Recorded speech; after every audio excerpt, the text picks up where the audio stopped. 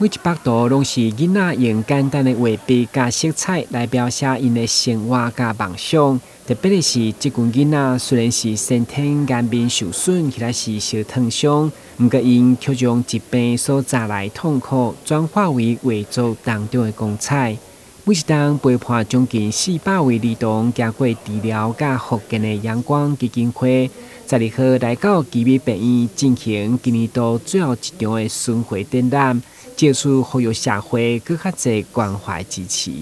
因为阳光的孩子，他们除了常常必须接受医疗的这些治疗之外，那其实也在整个成长跟生活的学习的过程当中，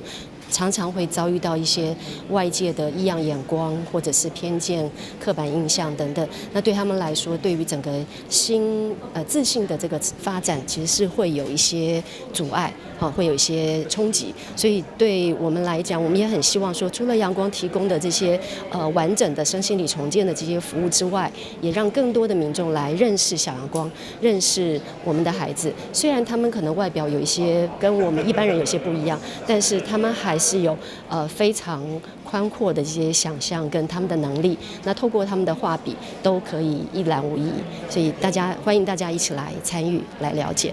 阳光基金会其实并无孤单，除了有奇美病院长期合作，伫辉瑞药厂的赞助，展开画作展览甲画字的义卖，嘛已经10档，希望互因有更较侪勇气甲自信来迎接未来。病童们，那他们从小因为烧烫伤来蒙受这个颜面的伤残，心理的阴影很大。所以，如果能够透过绘画，能够走出这个阴影，能够挥洒出色彩来，那是我们最大的期待。那今年也很高兴，辉瑞大药厂也参与来支持我们这样的一个活动，让我们一起来做社会公益，让烧烫伤的病友、小阳光们能够走出阴霾，能够有更多的一个阳光。那以后我们跟阳光基金会，我们跟辉瑞药厂，我们还要进一步合作，在不是烧烫伤的这个颜面伤残的病友上，我们一起来推动，让他们的人生能够带进更多的阳光。对于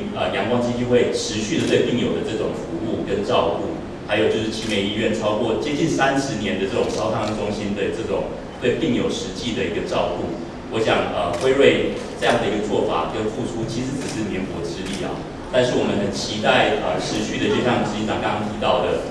扩大对病友或是不同的除了眼损以外，其他的血管瘤或是其他的先天的因素造成的这种